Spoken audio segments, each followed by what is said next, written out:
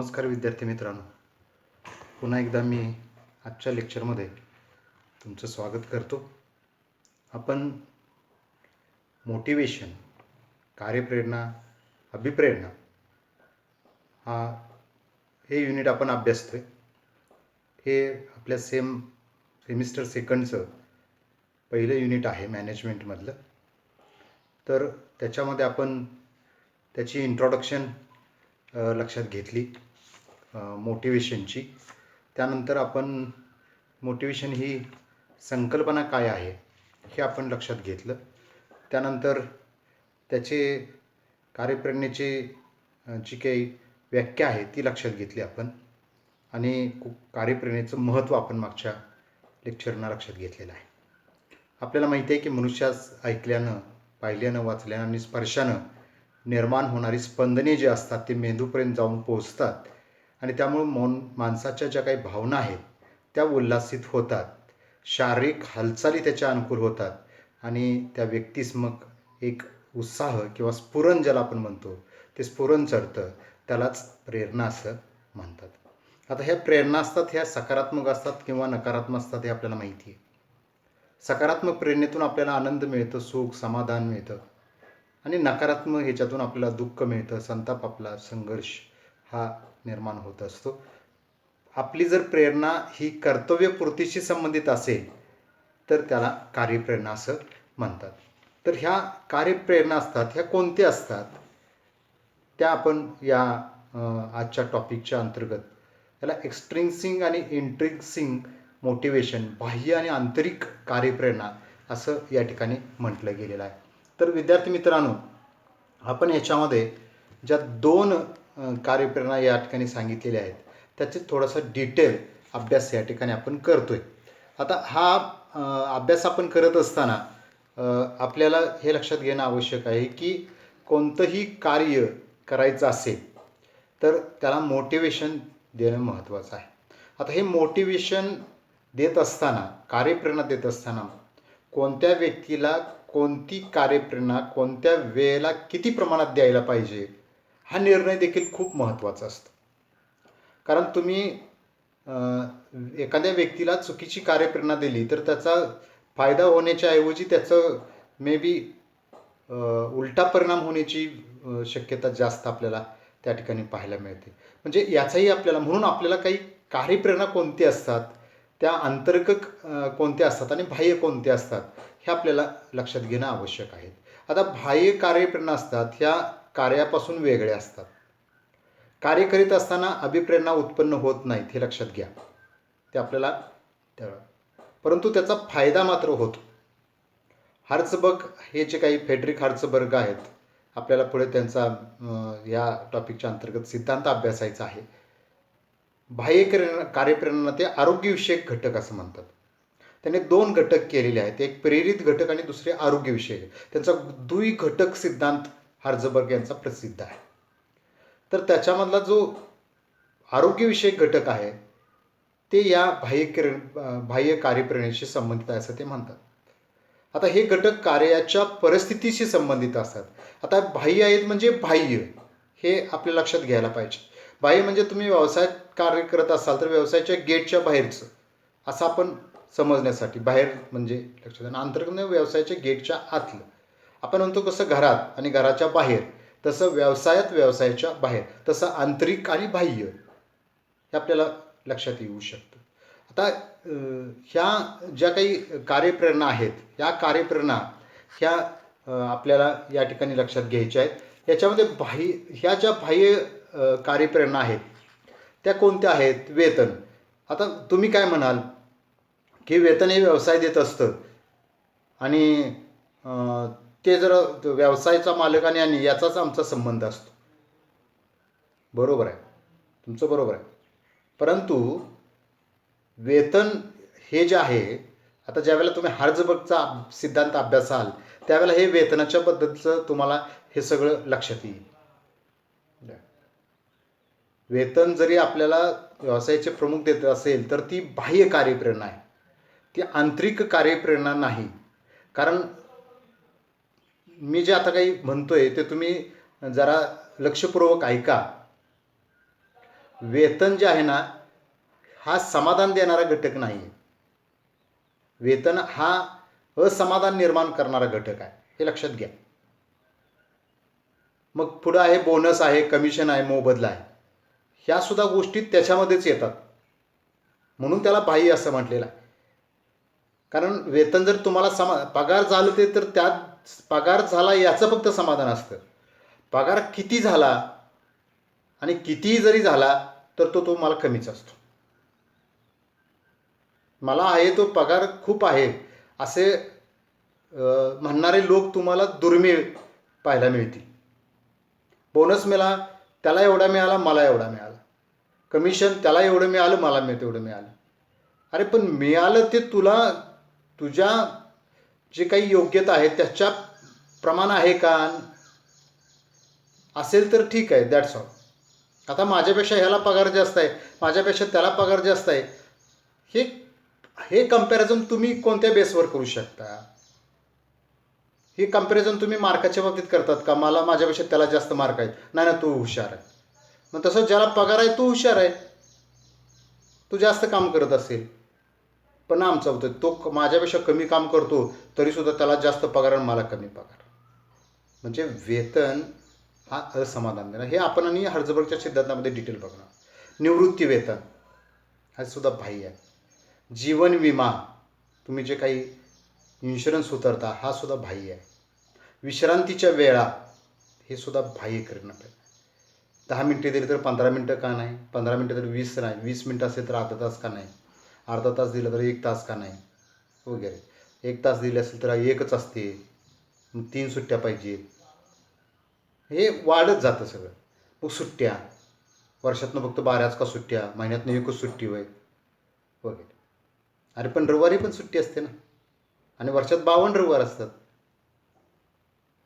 वैद्यकीय सेवा हे सुद्धा बाह्य कार्यक्रम आहे.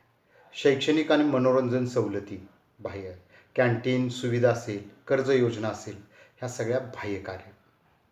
तर विद्यार्थी मित्रांनो, आपल्याला बाह्य ज्या कार्यप्रेरणा असतात त्या बाह्य कार्यप्रेरणा ह्या बाह्य कार्यप्रणालीचे घटकामुळे कर्मचाऱ्यांच्या भौतिक गरजा भागवणे, सामाजिक प्रतिष्ठा प्राप्त करणे, आकस्मिक अडचणींना तोंड देणे, भविष्यकाळासाठी तरतूद, कारण जीवन विमा आपण आर्थिक गरजा भागवणे शक्य होतं. बोनस मिळाला तर एखादं काहीतरी जादा काम होतं, जरा जादा मोबदला मिळाला, ओव्हरटाईम वगैरे मिळालं तर इतर काहीतरी आपलं काम आपण करतो. फ्रीज घ्यायचा, टी व्ही घ्यायचा, हे घ्यायचा, मोबाईल घ्यायचा वगैरे. आणि वेतन काय करतं तर तुमची नेहमीची जी काही फिजिकल नीड आहे ते पूर्ण करतं. आणि बाकीच्या ज्या गोष्टी असतात त्या तुमच्या सामाजिक तुम्हाला एक प्रतिष्ठा प्राप्त करून देत असतात. आता खालचं स्टेटमेंट खूप महत्त्वाचं आहे. जास्तीत जास्त पैसा कमविण्याकरता व्यक्ती धडपड करीत असतात. प्रत्येकाला वाटत असतं मला लाख रुपये मिळावे, लाख रुपये मिळाले तर 10 लाख रुपये, 10 लाख रुपये मिळाले तर 20 लाख, 20 लाख 40, 50, 60, 1 कोटी मिळालं तर 1 कोटी मिळालं तर 2 कोटी 1000 कोटी मिळाले तरीसुद्धा आपल्याला समाधान होत, तो धडपडत राहतोच. या घटकामुळे व्यक्तीच्या कार्य असमाधानास पायबंद बसतो. मग पैसा जास्त मिळवायचा असेल तर जास्त काम करायला पाहिजे असं त्याला वाटतं. त्यामुळे त्याचं असमाधान आहे, त्याची नकारात्मक वृत्ती जी आहे ती या ठिकाणी निघून जाते. त्याला सकारात्मक प्रेरणा त्याच्यामध्ये, आपलं काम केलं तर आपल्याला पैसा मिळणार आहे, जादा काम केलं तर जादा मिळणार आहे वगैरे. परंतु हे घटक कर्मचाऱ्याला अभिप्रेरणा देऊ शकत नाहीत. हे त्याच्या मनातलं आहे, पण त्याला मोटिवेट करत हे घटक त्याला करत नाहीत. वेतन हा त्याला मोटिवेट करत नाही, हे लक्षात घ्या. हे जे काय आपण आता सगळ्या गोष्टी पाहिल्या ह्या बाह्य कार्यप्रेरणा आहेत, ह्या मोटिवेट करत नाहीत त्याला. याचा अर्थ असा की या घटकाच्या त्रुटीमुळे किंवा कमीपणामुळे कर्मचाऱ्यांच्या मध्ये समाधान निर्माण होऊ शकते. समाधान म्हणजे असमाधान निर्माण होऊ शकते, समाधान नाही. म्हणजे तुम्ही जर त्याला वेतन नाही दिलं तर तो काम करणार नाही, हे लक्षात घ्या. आता बाह्य प्रेरणा जर तुम्हाला मोटिवेट करू शकत नाही तर तुम्ही म्हणाल कशाला द्यायच्या, नाही. तुम्ही त्यातली एक नाही जर दिली किंवा नाही दिला त्या बाह्य कार्यप्रेरणा, तर मात्र त्याचा गंभीर परिणाम होऊ शकतो. तुमचा कर्मचारी असमाधानी राहू शकतो. परंतु बाह्य कार्यप्रेरणा दिल्यास कार्य समाधानात वाढ केली जात नाही. असमाधान कमी होतं पण समाधान नाही मिळत. हे घटक कर्मचाऱ्यांच्या कार्यक्षमतेत वाढ करीत नाहीत. विद्यार्थी मित्रांनो, हे समजून तुम्ही घेतलं का बघा. अजूनही तुमच्या मनामध्ये असेल की पगार दिला, मोबदला दिला की तो काम म्हणजे समाधानी झाला आणि तो काम नाही. म्हणून मगाशी मी म्हटलं की वेतन हा असमाधान देणारा घटक आहे. तो समाधान देतच नाही, तो मोटिवेट करतच नाही. हे समजावून घेणं आवश्यक आहे. आता म्हणून आपण बाह्य कार्यप्रेरणा आहेत.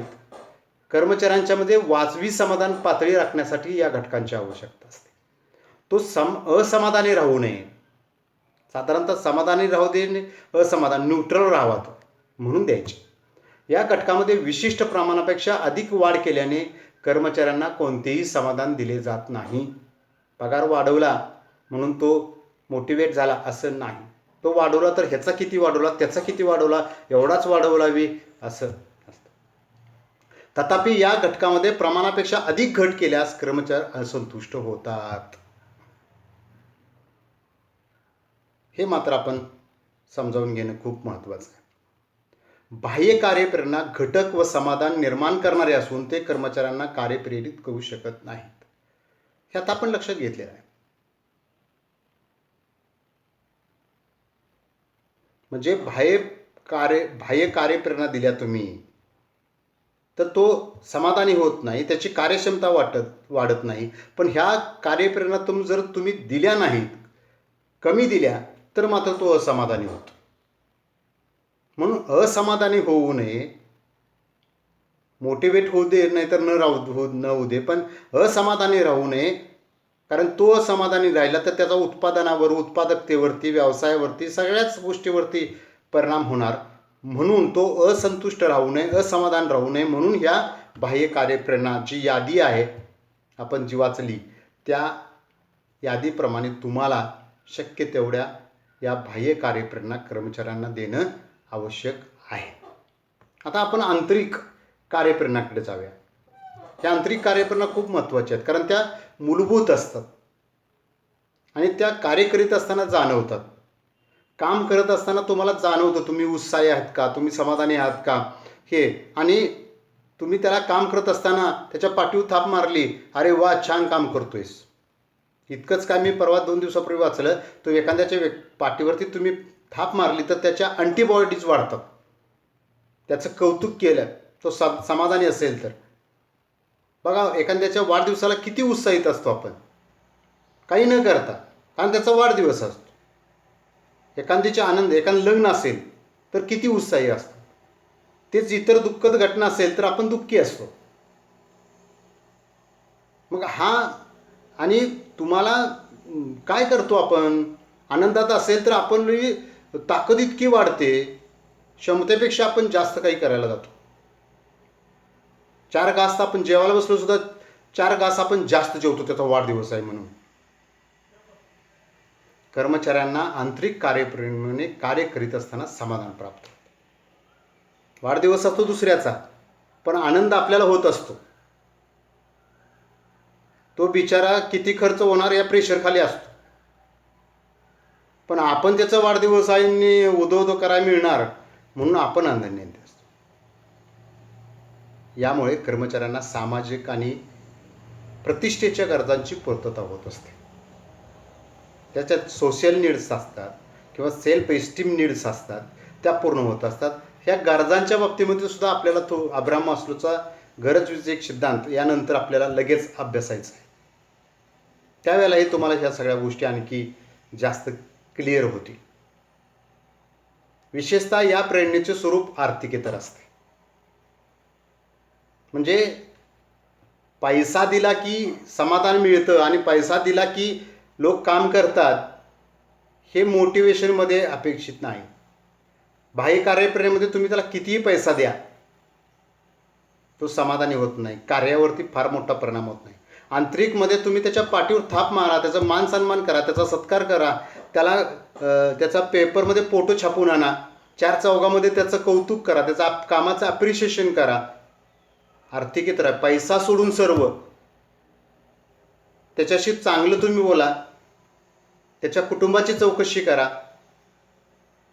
हे सगळं आर्थिकेतर आहे. पैसा खर्च करावा लागत नाही, पण तोंडातून चार चांगले शब्द बोलावे लागतात. त्याच्याशी तुम्ही हसत खेळत बोला. त्याच्या काही अडचणी असतील तर त्या सोडवा, त्याच्यावर चौकशी करा, त्याला शक्य असेल तर मदत करा.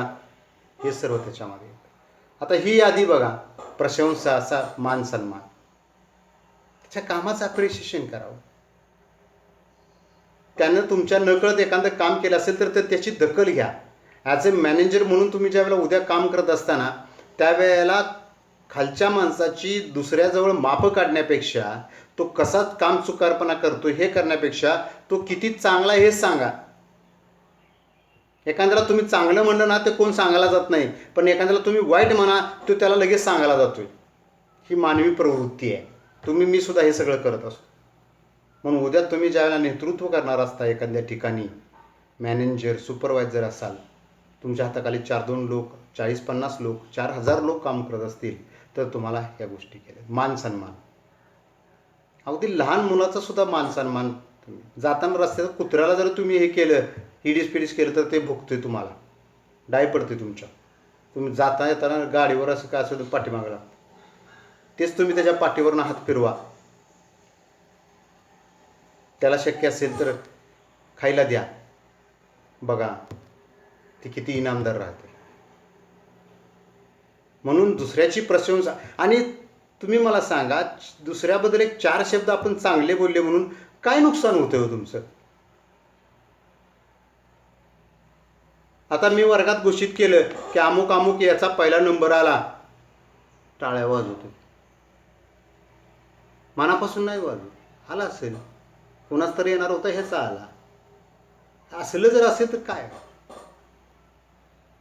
पण तुम्ही टाळ्या वाजवल्या त्या वाजवल्या आणि परत त्याला तास संपल्यानंतर त्यालाशी अभिनंदन केलं, त्याचं सेकंड हँड म्हणजे त्याला तुम्ही त्याच्या हातात हात घेतला, पाठीवर थाप मारली, किती कौतुक. पण ते आपण करत नाही ना. दुसऱ्याचं कौतुक करायची दानत आपल्याला असायला पाहिजे. दानत हा शब्द जाणीवपूर्वक वापरला. आपल्याकडे ती दानत नसते. दुसऱ्याला चांगलं म्हणायचं हे आपल्या जीवावर येतं. त्याच्यासाठी आपल्याला वेळ नसतो. शब्द आपल्याला अधिकाराचे वाटत. तुम्ही ज्या वेळेला नेतृत्व करत असता, मॅनेजर म्हणून काम करत असता, त्यावेळेला काही अधिकार तुमच्या सहाय्यकाला द्या ना. तो फार उत्साहाने काम करेल, समाधानानं काम करेल, आणि त्याचं समाधान तुम्हाला त्याच्या चेहऱ्यावर दिसेल. तुमच्यामुळंच होतंय, ह्याच्यामुळं तर काही शक्यच नाही. दुसऱ्याला जमलं नसतं, तुम्ही करताय म्हणूनच. नाही तर मला खूप अडचण आली असती. एवढं बोललं की झालं, पैसा द्यायला लागत नाही त्याला. जेवाय घालत नाही, सर जेवला ना तुम्ही, जेवायचं तेवढं बघा वेळेवर. हे शब्द खूप महत्त्वाचे असतात. व्यवस्थापनात सहभाग, सर ह्याचं कसं करूया. निर्णय प्रक्रियेत सामावून घेतलं, त्याच्यावर जरा सर आपण लक्ष ठेवा बरं का. नियंत्रण प्रक्रियेत सामावून घेतलं, हे जरा व्यवस्थित तपासूया बरं का सर. नियोजनाच्या प्रक्रियेत, निर्णयाच्या प्रक्रियेत, कंट्रोलिंगच्या प्रक्रियेत, समन्वयाच्या प्रक्रियेत, संघटनाच्या प्रक्रियेत, हे जे काही व्यवस्थापनाचे कार्य आहेत ना, त्या कार्यामध्ये त्यांना समजावून घ्यायचं, सामावून घ्यायचं आहे. झालं व्यवस्थापनाचं. मी त्याला काय डायरेक्टर लगेच करा, सगळ्यांना काय आपण डायरेक्ट करू शकत नाही. वाढती जबाबदारी, त्याला तुम्ही त्याच्या आवडीची एखादी जादा जबाबदारी द्या, विनामोबदला काम करेल ती. त्याला प्रगतीची संधी द्या. प्रत्येक माणसाला वाटत असतात, आपण वाचलं की प्रत्येक मनुष्य पैसा मिळवण्यासाठी धडपडत असतो. तसं प्रत्येकाला वाटत असतं की आपली प्रगती व्हावी, आपला विकास व्हावा, आपली सुधारणा व्हावी, आपले सुख समाधान आपल्याला मिळावं वगैरे. आव्हानात्मक काम, त्याला चॅलेंजिंग जॉब द्या, चॅलेंजिंग वर्क द्या त्याला, पण ते चॅलेंज स्वीकारणारा असला पाहिजे. म्हणून मगाशी मी सुरुवातीला म्हटलं, कोणत्या व्यक्तीला कोणती, किती आणि कोणत्या वेळेला कार्यप्रेरणा द्यायची, हा डिसिजन तुमचा अतिशय परफेक्ट असायला पाहिजे. तुम्ही त्याच्यात पारंगत असायला पाहिजे. म्हणजे याच्यासाठी तुम्हाला त्या व्यक्तीची जाण असायला पाहिजे, माहिती असायला पाहिजे, कार्यप्रवृत्तीची भावना. एखादं काम पूर्ण झालं ना, त्याचं समाधान व्यक्त करा, त्याचा आनंद व्यक्त करा, ते साजरं करा. आपण या ठिकाणी खूप कमी पडतो. कार्य साफल्य ज्याला म्हणतो आपण, ते साफल्य मिळाल्याचं समाधान, फलित मिळालेल्याचं समाधान. आपण परीक्षेत पास झाले की पेढे वाटतो, बढतीची संधी, शक्य असेल त्यांना बढतीची संधी द्या, न्याय वागणूक द्या, त्याला अपशब्द वापरू नका, चांगले शब्द वापरा. मी तुम्हाला म्हटलं ना, 4 चांगले शब्द बोलल्यामुळं आपलं नुकसान काय होतं, पण तुम्ही 4 वाईट शब्द बोलला तर नुकसान ठरलेलं आहे. मग फायदा करून घ्यायचं का नुकसान करून घ्यायचं, हे तुमच्यावर अवलंबून आहे. तुमचे 4 शब्द फायदासुद्धा करू शकतात आणि तुमचे 4 वाईट शब्द तुमचं नुकसानसुद्धा मोठं आहे. ह्याला मस्ती आली आहे, हा असं बोलतोय, सोडायचं नाही, बघूया सापडेल कुठंतरी. ह्या भाषा मग कर्मचाऱ्यांच्या आहेत. परस्पर सहकार्य, कोणतीही गोष्ट एकमेकांच्या सहकार्याशिवाय होऊ शकत नाही. कोणीही एक व्यक्ती कामं करत नसतात, त्याच्यासाठी अनेकांचे हात लागलेले असतात. ज्यांचे हात लागलेत किंवा लागणार असतात, त्यांचं मनापासून सहकार्य मिळवण्याचं काम नेतृत्वाला करावं लागतं. आता ज्या आंतरिक कार्यप्रेरणा ज्या असतात ना, ह्या आंतरिक कार्यप्रेरणेमुळे कर्मचाऱ्यांचं मनोबल वाढतं, मनोधैर्य वाढतं, त्याचा उत्साह कायम असतो आणि त्याच्या समाधानामध्ये वाढ होते. आता व्यवसायाविषयी जिव्हाळा असेल, आत्मीयता वाढते, त्यामुळं काय होतं, संघर्ष टाळले जातात. जिव्हाळा निर्माण होणं ही एका दिवसाची गोष्ट नाही, आत्मीयता निर्माण होणार हे तुमच्या एका शब्दाची गोष्ट नाही. प्रत्येक कर्मचाऱ्याला योग्य वेतनाबरोबरच नोकरीमध्ये स्थैर्य हवे असते. तुम्ही काळजी करू नका, मी आहे, तुम्ही निर्धास्त राहा, हे शब्दसुद्धा त्याला, तुम्ही त्याला लेखीच पत्र द्यायला पाहिजे असं नाही. नोकरीमध्ये स्थैर्य नसल्यास कर्मचाऱ्याला भीती वाटते, पण ते स्थैर्य, मी आहे हो, काळजी करू नका, हे शब्दसुद्धा त्याची भीती कमी करते. कर्मचाऱ्यांना सेवा, सुरक्षितता हा घटक अभिप्रेरित करतो, हे महत्त्वाचं. ना मोबदला, ना वेतन, ना पैसे, हे तुम्हाला नाही आहे का.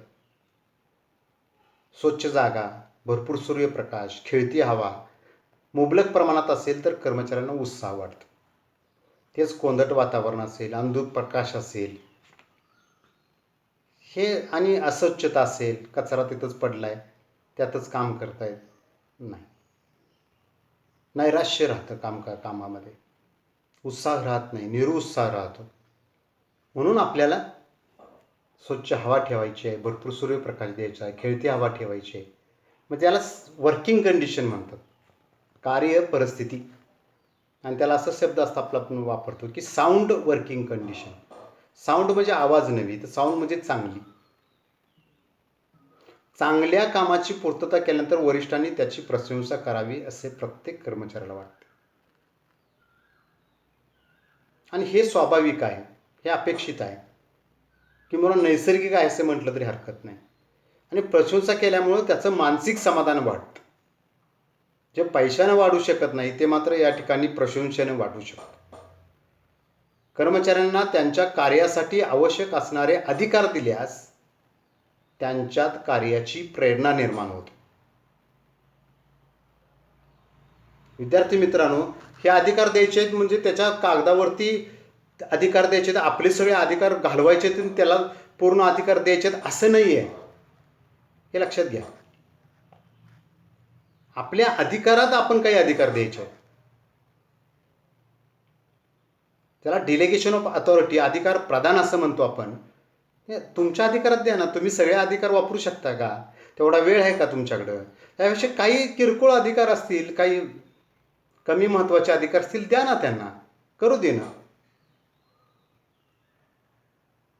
तुम्ही सगळे अधिकार तुमच्याकडे ठेवण्यापेक्षा काही अधिकार दिले, त्याला आनंद म्हणतो. मला हे सगळं साहेब हे मला विचाराशिवाय करत नाही. साहेबांनी या गोष्टी सगळं मला बघायला सांगितलं. हे त्याला त्याच्यात चांगला युग तयार होतो. मिळालेल्या अधिकाराचा योग्य वापर करण्याची प्रवृत्ती कर्मचाऱ्यामध्ये निर्माण होते. तो अधिकाराचा गैरवापर करत नाही, योग्य वापर करतो, हे लक्षात घ्या. पण मी सुरुवातीला म्हटलं, आणखी तिसऱ्यांदा रिपीट करतोय आपल्याला कळलं पाहिजे की कर्मचारी कशा स्वरूपाचा आहे, कोणत्या स्वभावाचा आहे, कोणतं वर्तन त्याचं आहे, त्याच्याकडे कोणती क्वालिटी आहे, त्याच्याकडे कोणतं कौशल्य आहे, तो किती आत्मीयतेने जिव्हाळ्याने काम करतो, याची पारख तुम्हाला असायला पाहिजे. जसं सोनार शुद्ध सोन्याची आणि अशुद्ध सोन्याची पारख लगेच करतो, डुप्लिकेट बनावट सोनं त्याला लगेच कळतं, पितळ लगेच त्याचं उघडं पडतं, तसं तुम्हाला त्याची पारख असायला पाहिजे. सोनाराची ती हातोटी असते आणि त्याच्याकडे ती नसेल तर तो बुडणार. तसं तुमच्याकडे जर ही पारख करण्याची, माणसं ओळखण्याची ताकद तुमच्याकडे नसेल. बरेच लोक असे असतात, तोंडावर खूप गोड बोलतात, साहेब तुमच्याशिवाय काय चालत नाही पा, आणि बाहेर केबिनच्या बाहेर गेले की शिवाय देतात. हे माणसं ही सगळ्यात डेंजर माणसं. एखादा तुमच्याकडे येत नसेल, काय बोलत नसेल तर त्याचं काही नाही, पण तुमच्या जवळ येऊन तुमचं कौतुक करून बाहेर वाईट लावणारी ही सगळ्यात डेंजर व्यक्ती. आणि अशा व्यक्तींना पहिल्यांदा तुम्ही जाणलं पाहिजे, ओळखलं पाहिजे, पारखलं पाहिजे, आणि त्याला काउंटर अटॅक त्याला न दुःख होता करायला पाहिजे. त्याला जाणवून द्यायचं नाही हे सगळं आपल्याला कळतंय, माहिती आहे, हा तोंडावर फक्त गोड बोलतोय. हे खूप जगात हेच माणसाचं कौशल्य आहे की माणूस ओळखणं. आणि जो मनुष्य हे कौशल्य वापरतो, त्याच्याकडे आत्मसात करतो, तो त्याच्या जीवनात कधी अयशस्वी होत नाही. कनिष्ठ स्तरावरील व्यक्तींना व्यवस्थापनामध्ये सहभागी करून घेतल्यास त्यांना मान सन्मान मिळाल्यासारखं वाटतं. हे मी मगाशीच सांगितलं की तुम्ही त्याला छोट्या छोट्या गोष्टी सहभागी करून घ्यावं. एखाद्या गोष्टीचं पूर्ण स्वातंत्र्य द्या. हे तुम्ही बघा, त्याला काय लागणार आहे तुम्ही घ्या, तुम्हाला सगळे अधिकार, हे त्याला किती बजेट लागणार आहे ते सांगा, ते सगळं देतो तुम्ही, ते सगळं, फक्त काम ओके झालं पाहिजे बस.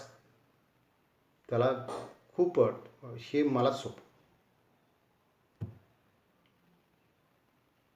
हे खूप महत्त्वाचं असतं. आपणास बढती मिळावी असं प्रत्येक कर्मचाऱ्याला वाटत असते, पण बढती काही सगळ्यांना देणं शक्य नसतं. योग्य व्यक्तीला बढतीची संधी देणं आवश्यक आहे. ज्ञान, अनुभव, कार्यक्षमतेच्या आधारावर भरती झाली तिथे. बढती दिल्यास कर्मचाऱ्यांना विश्वास वाढतो.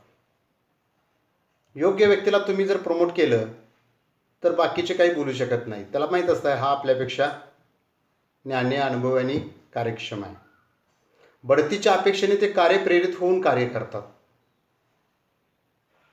कर्मचाऱ्यांना व्यवस्थापनाकडून आपल्यावर अन्याय होणार नाही याची खात्री वाटली पाहिजे. ही गोष्ट खूप महत्त्वाची आहे.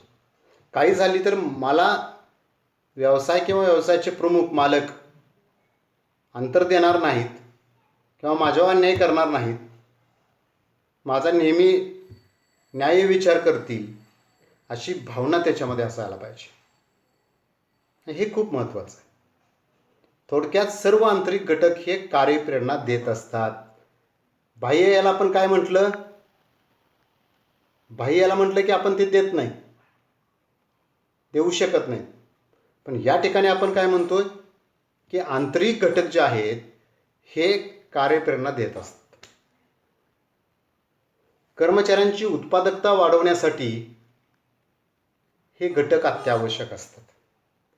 तुम्हाला त्याची कार्यक्षमता वाढवायची असेल, उत्पादकता वाढवायची असेल, हे उलटं बाह्य कार्यप्रेरणा तुम्ही काही द्या, काय होत नाही. नाही दिलं तर तोटा होतो.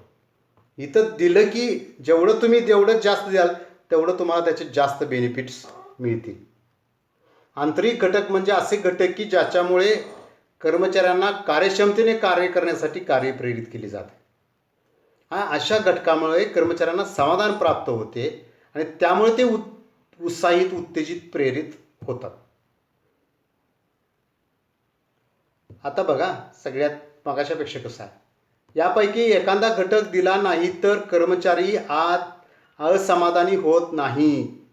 यापैकी बहुतेक सर्व घटक हे कार्यसमाधानाशी संबंधित आहेत. त्यामुळे विद्यार्थी मित्रांनो, हे लक्षात घ्या की काही घटक असतात की जे बाह्य कार्यप्रेरणा असतात, पण ते देणं आवश्यक असतं. आंतरिक चेक म्हणून असं नाही की फक्त आंतरिकच कार्यप्रेरणा द्यायच्या, बाह्य द्यायच्या नाही, असं नाही करून चालत. त्याचंही कोऑर्डिनेशन, त्याचाही समन्वय साधणं तुम्हाला खूप आवश्यक आहे.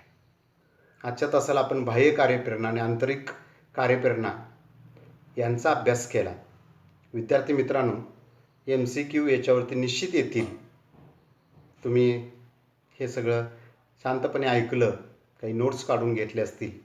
मी याबद्दल तुमचं खूप खूप मनापासून धन्यवाद व्यक्त करतो.